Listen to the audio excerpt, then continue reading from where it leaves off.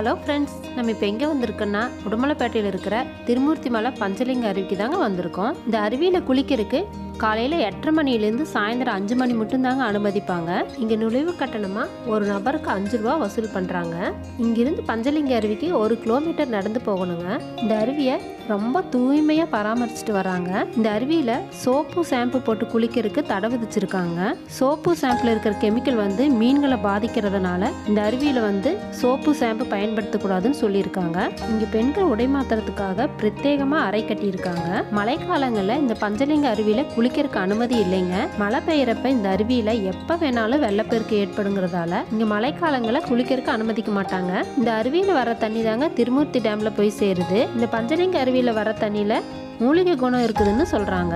அருவியிலிருந்து கொட்டுற நீரோட அழகு அப்படியே மெய் சிலுக்க வைக்குதுங்க. இந்த ஷார்ட்ஸோட முழு வீடியோ நம்ம சேனல்ல இருக்கு, தவறாம அந்த வீடியோவையும் பாருங்க.